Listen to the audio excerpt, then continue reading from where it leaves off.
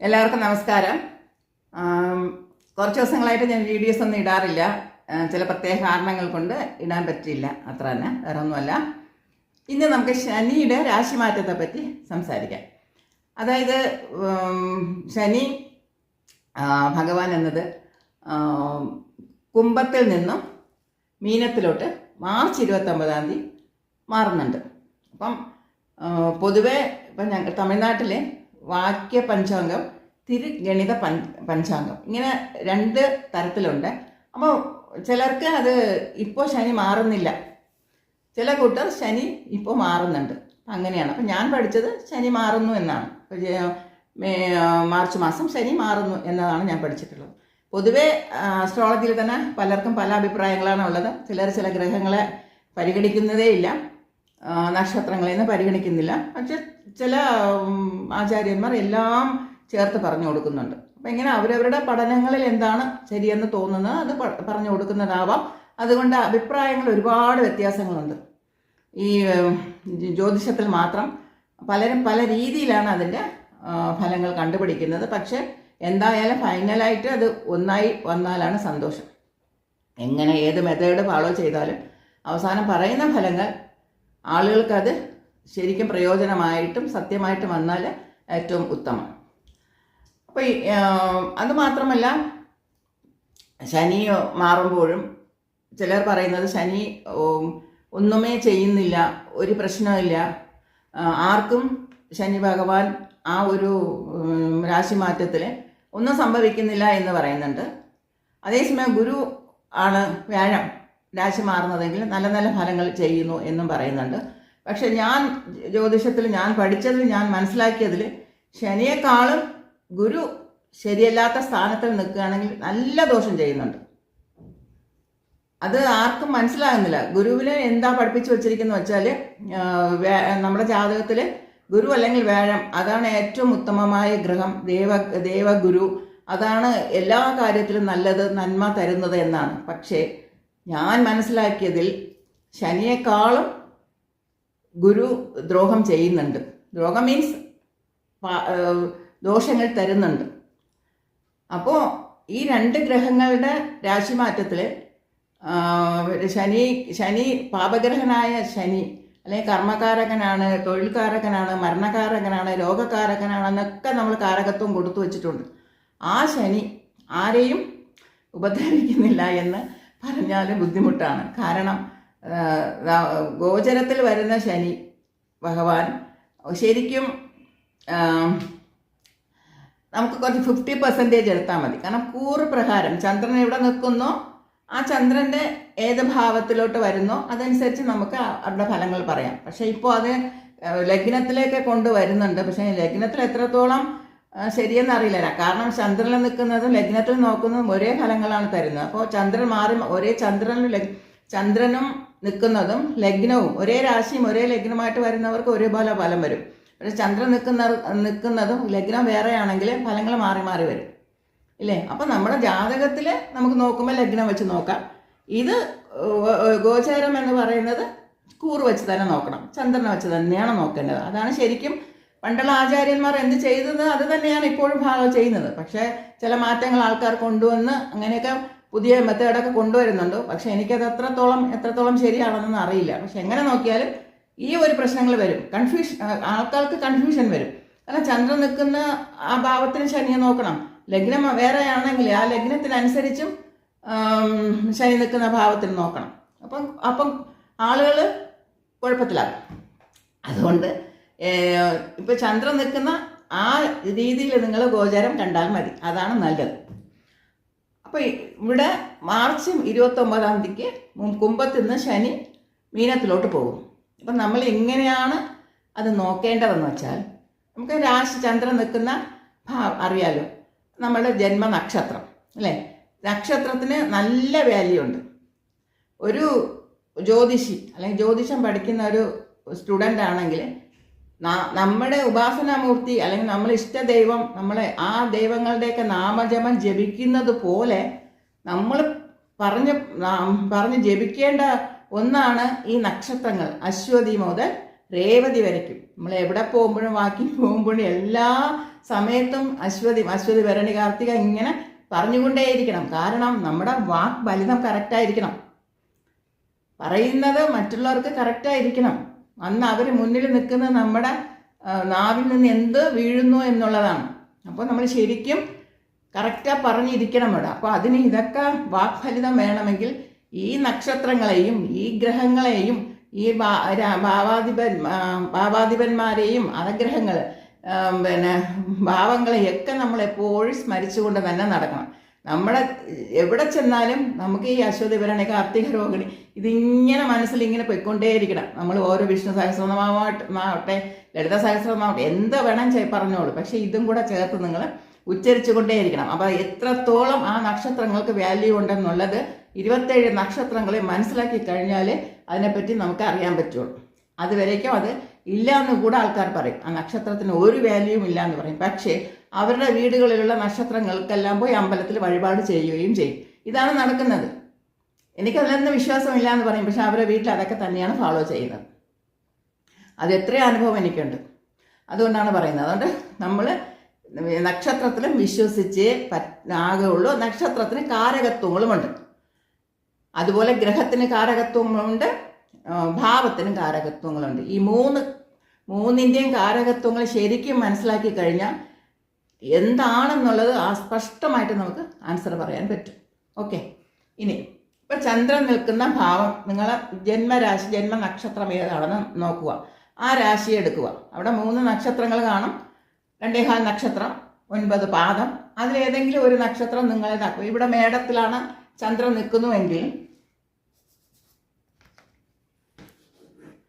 ഇവിടെ അശ്വതി ഭരണി കാർത്തിക, അശ്വതിയുടെ 4, ഭരണി 4, കാർത്തിക 1, 9 പാദം ഇവിടെ ഉണ്ട്. അപ്പോൾ ഇതിലേതെങ്കിലും ഒരു നക്ഷത്രം, 3 നക്ഷത്രത്തൊന്ന് നിങ്ങളേതായിരിക്കാം. അപ്പോൾ ശനി വരുന്നത് ശനി ഇവിടെ വരും.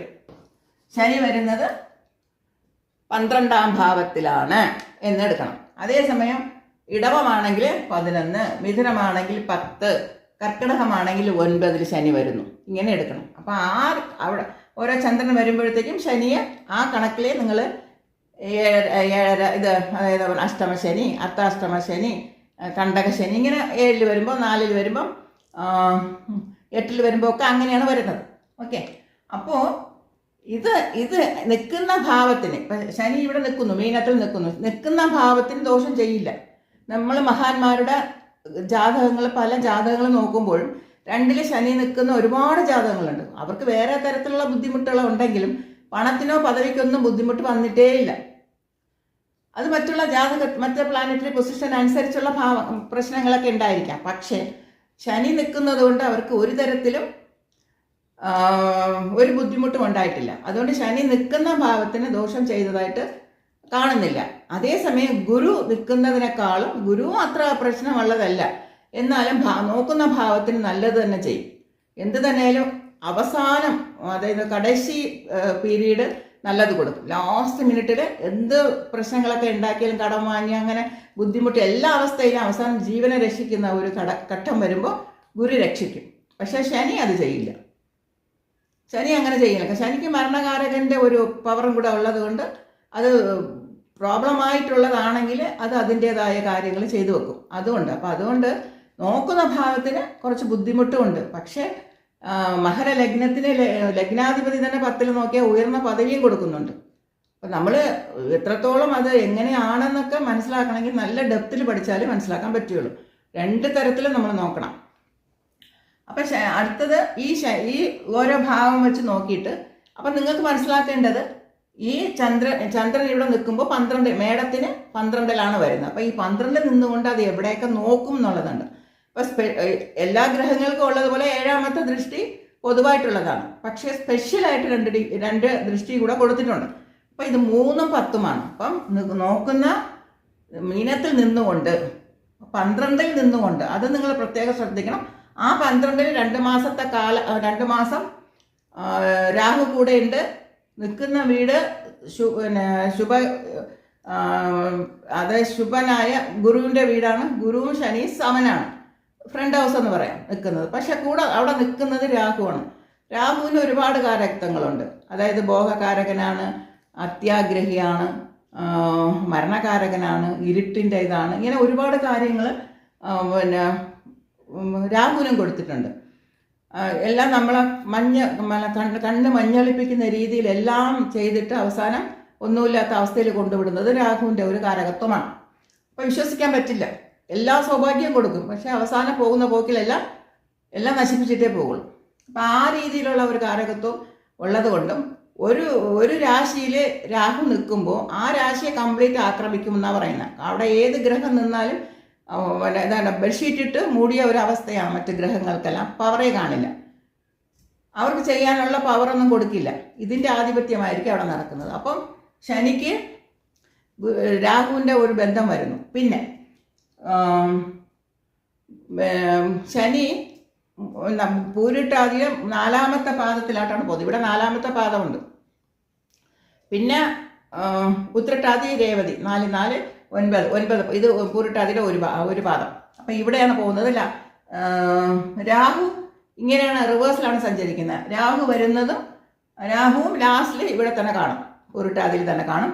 ഇതും പോയി ചേരുന്നത് പൂരിട്ടാതിൽ. അവിടെ 2 മാസം ഇവർ ഒരുമിച്ചായിരിക്കും. അപ്പം അവരുടെ കോമ്പിനേഷൻ അത്ര നല്ലതല്ല. അപ്പം അവിടെ നമ്മൾ ശ്രദ്ധിക്കണം. രണ്ടും ഇരുട്ടിൻ്റെ ആൾക്കാരാണ്. രാഹുവും ഇരുട്ടാണ്, ശനിയും ഇരുട്ടാണ്. രണ്ടും മരണകാരകനാണ്. നിങ്ങളുടെ വീട്ടിൽ ആരെങ്കിലും പ്രായം ചെന്നവർ മരിച്ചിട്ടുണ്ടെങ്കിൽ അവരുടെ ആ മരിച്ച സമയത്തുള്ള ലഗ്നമൊക്കെ ഇട്ട് നോക്കൂ. നിങ്ങളെ ശനിയും രാഹുവും ഒക്കെ അവിടെ ഉണ്ടാകുന്നെന്ന് നോക്കിക്കോളും. അപ്പോൾ ഇത് നമ്മൾ പ്രത്യേകം ശ്രദ്ധിക്കണം. അതേപോലെ ഓരോ രാശിയിൽ നോക്കുമ്പോഴും ശനി നിൽക്കുന്ന ഭാവത്തിൻ്റെ ദൃഷ്ടി നോക്കുമ്പോൾ ഓരോ ഭാവത്തിനനുസരിച്ച് ദൃഷ്ടികൾ മാറി മാറി വരും. അപ്പോൾ ഇവിടെ മേടത്തിന് 12 നിന്നുകൊണ്ട് 3 നോക്കും, ഇവിടെ നോക്കും. മേടത്തിൻ്റെ 2ാം ഭാവത്തിൽ നോക്കും. അപ്പോൾ ആ 2ാം ഭാവത്തിൻ്റെ അപ്പോൾ വരുമാനത്തിൽ ചില പ്രശ്നങ്ങൾ വരാം. പിന്നെ പറയുന്ന വാക്കുകൾക്ക് പ്രോബ്ലം, സൂക്ഷിച്ച് സംസാരിച്ചില്ലെങ്കിൽ എവിടെയെങ്കിലും ട്രാപ്പിലാകാം. വാക്കിനും പിന്നെ നമുക്ക് ആവശ്യമില്ലാത്ത ഒരു ടെൻഷനാണ്. അത് വാക്ക് പാലിക്കാൻ വേണ്ടി പ്രയാസപ്പെടും. അത് പിന്നെ നീണ്ടുപോകും. പിന്നെ മറ്റുള്ളവരുടെ ശകാര വാക്കുകളൊക്കെ കേൾക്കേണ്ടി വരും. അതുകൊണ്ട് ഇതൊക്കെ ഒന്ന് വാക്കുകൾ കൊടുക്കുമ്പോൾ നമുക്ക് കഴിവില്ലെങ്കിൽ അത് മിണ്ടാണ്ടിരിക്കുക. അതുപോലെ ഇടവത്തിലാണ്. അതുപോലെ ഇവിടെ 2 നോക്കുന്നു. അത് കഴിഞ്ഞ് നേരെ നോക്കുന്നത് 6ാം ഭാവത്തിലാണ്. 6ാം ഭാവത്തിലൂടെ കേതുവുമുണ്ട്. അപ്പോൾ കടം പോയി വാങ്ങരുത്, അസുഖങ്ങൾ വരാതെ ശ്രദ്ധിക്കണം. രോഗകാരകനാണ് ശനി. അപ്പോൾ അതിൻ്റേതായ ബുദ്ധിമുട്ട് കാണിക്കും. അപ്പം കടം വാങ്ങാൻ പാടില്ല. നമ്മൾക്ക് കഴിവിലുള്ളതുപോലെ മാത്രമേ ചെയ്യാൻ പാടുള്ളൂ എന്നുള്ളത് മെയിനായിട്ടുള്ള കാര്യം. ശത്രുത വരാതെയൊക്കെ ശ്രദ്ധിക്കണം. കേസ് കോർട്ട് വഴക്ക്, കേതു കൂടെ ഉള്ളതുകൊണ്ട് കേസ് കോർട്ട് വഴക്കൊക്കെ വരാം. അതൊക്കെ കുറച്ച് നീണ്ടുപോകാം. അതൊക്കെ ശ്രദ്ധിക്കണം. പിന്നെ 10 തൊഴിലാണ് ശ്രദ്ധിക്കേണ്ടത്. പിന്നെ അമ്മായിയമ്മ സ്ഥാനവുമാണ്. 7ന്റെ 4 അമ്മായിയമ്മ സ്ഥാനമാണ്. അപ്പോൾ അമ്മായിയമ്മ ആ സ്ഥാനമുള്ളവർക്ക് എന്തെങ്കിലും അസുഖമൊക്കെ വരികയാണെങ്കിൽ പെട്ടെന്ന് ഹോസ്പിറ്റലിലേക്ക് കൊണ്ടൊക്കെ ട്രീറ്റ്മെൻറ്റ് കൊടുക്കണം എന്നുള്ളതാണ് കാണിക്കുന്നത്. ഞാൻ മെയിനായിട്ടുള്ള കുറച്ച് കാര്യങ്ങൾ പറയാം. അതുപോലെ ഇടവത്തിലാണെങ്കിൽ 11ാം ഭാവത്തിൽ വരണം. അപ്പോൾ അത്യാഗ്രഹം എന്നുള്ളത് മെയിനായിട്ട് ശ്രദ്ധിക്കണം എന്നുള്ളതാണ്. അപ്പോൾ ഇവിടെ നിന്ന് നോക്കുന്നതനുസരിച്ച് നമുക്ക് ഓരോ ഭാവത്തിനനുസരിച്ചുള്ള ഫലങ്ങൾ ഉണ്ട്. ലഗ്നം മുതൽ 12 ഭാവത്തിൻ്റെ ഫലങ്ങൾ നമ്മൾ അതിൻ്റെ കാരകത്വം മനസ്സിലാക്കി ഫലങ്ങൾ എടുത്തു കഴിഞ്ഞാൽ ടെൻഷൻ ആവേണ്ട ആവശ്യമില്ല. പിന്നെ ഒന്നാമത്തെ പ്രശ്നം എന്ന് വെച്ചാൽ ഗോചരത്തിന് നമ്മളൊരു 50% ചാൻസ് കൊടുക്കുക. നമ്മുടെ ജാതകത്തിൻ്റെ പ്ലാനറ്ററി പൊസിഷൻ എങ്ങനെയാണ്, നല്ല രീതിയിലാണോ, ശനി ബലമായിട്ട് നിൽക്കുന്നോ, മറ്റ് ഗ്രഹങ്ങളൊക്കെ നല്ല സ്ട്രോങ് ആയിട്ടാണോ നിൽക്കുന്നതെങ്കിൽ നമുക്ക് വലിയ ഒരു ബുദ്ധിമുട്ട് തരില്ല എന്നുള്ളതാണ്. കാരണം പോയ ജന്മകർമ്മ അനുസരിച്ചാണ് ശനി ഓരോ 30 വർഷം ഇങ്ങനെ ഓരോ ഇതായിട്ട് വരുന്നത്. അപ്പം അതുകൊണ്ട് നമുക്ക് അത്രയും ആ ഒരു ബുദ്ധിമുട്ട് നമുക്ക് അറിയാം. എന്തെങ്കിലും നമുക്ക് ബുദ്ധിമുട്ട് തോന്നുന്നെങ്കിൽ നമ്മൾ ചെയ്ത പാപത്തിൻ്റെ ഫലം കൂടെ ആണെന്ന് മനസ്സിലാക്കുക. പിന്നെ ഈ ജാതകത്തിൽ 5ാം ഭാവം, 9ാം ഭാവം, 5ാം ഭാവാധിപതി, 9ാം ഭാവാധിപതി നല്ല ബലത്തിലും നല്ല ശുഭ സ്ഥാനങ്ങളിലും നല്ല ദൃഷ്ടിയോടുകൂടിയും നല്ല നക്ഷത്ര പാദങ്ങളിൽ നിൽക്കുകയാണെങ്കിൽ തീർച്ചയായിട്ടും അവർക്ക് ഈ ശനി ഒന്നുമേ ചെയ്യില്ല. ശനിയുടെ ദശ എങ്ങനെ കഴിഞ്ഞു പോയെന്ന് ആർക്കും മനസ്സിലാവില്ല.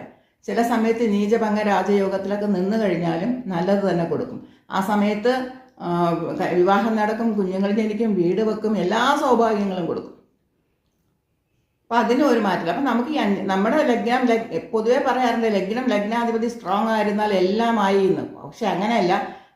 ലഗ്നാധിപതി സ്ട്രോങ് ആയിരുന്നാലും ആയുസ് ഉണ്ടെങ്കിൽ മാത്രമേ ആ ലഗ്നാധിപതിക്ക് നിലനിൽപ്പുള്ളൂ. അപ്പോൾ 8ാം ഭാവം സ്ട്രോങ് ആയിരുന്നാൽ മാത്രമേ ലഗ്നാധിപതി ബലമായിരുന്നാലും ജീവിക്കാൻ ആയുസ് വേണമെങ്കിൽ 8ാം ഭാവം സ്ട്രോങ് ആയിരിക്കണം. അപ്പം ഇവിടെ 8ാം ഭാവവും ലഗ്നാധിപതിയല്ല, 5ാം ഭാവവും 5ാം ഭാവാധിപതി സ്ട്രോങ് ആയിരിക്കണം എന്നുള്ളതാണ് പറയുന്നത്. ഈ ബലം എന്ന് പറയുന്നത് ഇപ്പോൾ ഒരു ഗ്രഹത്തിൻ്റെ ബലം കണക്കാക്കുന്നതും ശുഭവീടുകളിൽ നിൽക്കണം, ശുഭഗ്രഹങ്ങളുടെ ദൃഷ്ടി ഉണ്ടായിരിക്കണം, അതുപോലെ നല്ല നക്ഷത്രം 6, 8, 12 ഭാവാധിപതികളുടെ നക്ഷത്ര കാലുകളിൽ നിൽക്കാൻ പാടില്ല, ബാധകാധിപതിയുടെ കാലിൽ നിൽക്കാൻ പാടില്ല. ബാധകാധിപതിയൊന്നും ആരും പരിഗണിക്കുന്നില്ല, അതിൻ്റെയൊക്കെ ഒരുപാട് പഠിക്കാനുണ്ട്. അപ്പോൾ ബാധകാധിപതിയുടെ കാലിൽ കുറേ തടസ്സങ്ങൾ, ബുദ്ധിമുട്ടുകൾ, നമുക്ക് എത്തേണ്ട സ്ഥലത്ത് എത്താത്ത ഒരവസ്ഥ, കിട്ടാനുള്ളത് കിട്ടാത്തൊരവസ്ഥ, ഇതൊക്കെ ഉണ്ടാക്കും. അത് നമ്മൾ വേറെ വല്ല ഗ്രഹങ്ങളുടെ പേരിൽ ചാർത്തി കൊടുക്കും. ഇതുകൊണ്ടാണ് കിട്ടാത്തത്, അത് നോക്കിയതുകൊണ്ടാണ് കിട്ടാത്തത്. അങ്ങനെയല്ല. നിൽക്കുന്ന ഗ്രഹം ബാധകാധിപതിയുടെ കാലിലാർക്ക് നിൽക്കുന്നത് അത് അവർ കണക്കിലെടുക്കില്ല. ഒരുപാട് കാര്യങ്ങൾ കൊണ്ടാണ് ഫലങ്ങൾ ശരിക്കും പറയാൻ പറ്റാത്തത്. അപ്പം അത് ശ്രദ്ധിക്കണം. പിന്നെ ഈ പാപകത്രി യോഗത്തിലൊന്നും ആ ഗ്രഹം പോയി നിൽക്കാൻ പാടില്ല. ഇങ്ങനെയൊക്കെ നിന്ന് കഴിഞ്ഞാൽ നമുക്കത് ബലമാണെന്ന് പറയാം. അപ്പം അത് നോക്കണം. അത് അങ്ങനെയാണ് നമ്മൾ ഈ ഓരോ ഗ്രഹത്തിൻ്റെയും ബലം നോക്കുന്നത്. അപ്പോൾ അതൊക്കെ നോക്കിയ ശേഷം ഓരോ ഭാവത്തിനനുസരിച്ചുള്ള കാരകത്വങ്ങൾ. 9 ആണെങ്കിൽ അച്ഛനെ ശ്രദ്ധിക്കണം, പിതാവിന് എന്തെങ്കിലും അസുഖം വരണം ഒന്ന് ശ്രദ്ധിക്കണം. 4 ആണെങ്കിൽ അമ്മയെ ശ്രദ്ധിക്കണം. വീട് കുറച്ച് കിട്ടാൻ ലേറ്റാകും, പോയി വീട് കാണുന്ന വീടൊന്നും ഇഷ്ടപ്പെടില്ല, എത്ര ശ്രമിച്ചാലും ഇഷ്ടപ്പെടാതെ വാങ്ങാൻ ഡിലേ ആകും. ഇങ്ങനെയുള്ള കാര്യങ്ങളൊക്കെ നീങ്ങി പോവുമെങ്കിൽ ആ കാര്യങ്ങൾ മാറ്റിവിടുക. അല്ലെങ്കിൽ നമ്മുടെ ജാതകത്തിനെ കൊണ്ടുപോയി നല്ല അസ്ട്രോളജറെ കാണിച്ച് ഇപ്പം എനിക്ക് നല്ല സമയമാണോ എന്നുള്ളത് മനസ്സിലാക്കണം. 5ാം ഭാവത്തിലുള്ള ദൃഷ്ടി വന്നു കഴിഞ്ഞാൽ മറ്റുള്ള കാര്യങ്ങളിലൊക്കെ നമ്മൾ വിട്ടേക്കാം. പക്ഷെ IVF ട്രീറ്റ്മെൻറ്റ് എന്നുള്ള രീതിയിൽ കുഞ്ഞുങ്ങൾക്ക് വേണ്ടിയുള്ള ട്രീറ്റ്മെൻറ്റ് എടുക്കുകയാണെങ്കിൽ അത് ശ്രദ്ധിക്കണം. കാരണം അപ്പോൾ കാശ് ചിലവാവാം, ഹോസ്പിറ്റലിൽ അഡ്മിറ്റ് ചെയ്ത് അതിൻ്റെ ഒരു ബുദ്ധിമുട്ടുണ്ടാവാം, നിരാശ ഉണ്ടാവാം, വേദന ഉണ്ടാവാം, വിഷമമുണ്ടാവാം. അതിനൊന്നും പോകാൻ പാടില്ല. അപ്പോഴും ആ ജാതകത്തിൽ ശരിക്കും ആ സമയത്തിന് ഫലമുണ്ടോ? കാരണം ശനി നോക്കിയത് കൊണ്ട് മാത്രമല്ല, വേറെ വല്ല അതിനേക്കാളും മെച്ചമായിട്ടുള്ള നല്ല ഗ്രഹങ്ങളുടെ അവിടെ ദൃഷ്ടിയുണ്ടോ, അതിൽ നിന്നൊക്കെ രക്ഷപ്പെടാനുള്ള ചാൻസ് ഉണ്ടോ എന്നൊക്കെ നല്ലവണ്ണം ശ്രദ്ധിച്ചിട്ട് വേണം ഈ കാര്യങ്ങളിലൊക്കെ ഇറങ്ങി പുറപ്പെടാൻ. അല്ലെങ്കിൽ വൻ നഷ്ടങ്ങളും നിരാശയും കടങ്ങളും ഒക്കെ ആയിട്ട് മാറും. അതൊക്കെ ശ്രദ്ധിക്കണം. ഓരോ ഭാവത്തിനും നമ്മൾ നോക്കുന്നതനുസരിച്ചുള്ള ഫലങ്ങൾ നോക്കണം. അങ്ങനെയാണെങ്കിൽ നിങ്ങൾക്ക് ഈസിയാണ്. ഓരോന്നിനും കാരകത്വങ്ങളുണ്ടല്ലോ. അപ്പോൾ നിങ്ങൾ പഠിച്ചിട്ടുണ്ടാവും. അതൊക്കെ ഇവിടെ ഒന്ന് അപ്ലൈ ചെയ്ത് നോക്കുക. ഒക്കെ എന്തെങ്കിലുമൊക്കെ സൂചനകൾ തോന്നണമെങ്കിൽ ഹോസ്പിറ്റലിൽ പോവേണ്ട അവസ്ഥയാണെങ്കിൽ അങ്ങനെ പോവുക. കടം വാങ്ങാതിരിക്കണം. വേണ്ട, കൂടുതൽ എനിക്ക് താങ്ങാൻ പറ്റാത്ത കടമാണെങ്കിൽ അതിൽ പോയി ചാടണ്ട. വീട് വെക്കാൻ ബുദ്ധിമുട്ടാണെങ്കിൽ ആ കടം വാങ്ങി വീട് വെക്കുന്നത് ഉപേക്ഷിക്കുക. ഇങ്ങനെയുള്ള പല കാര്യങ്ങൾ അവോയ്ഡ് ചെയ്താലേ പ്രശ്നങ്ങൾ പരിഹരിക്കാം.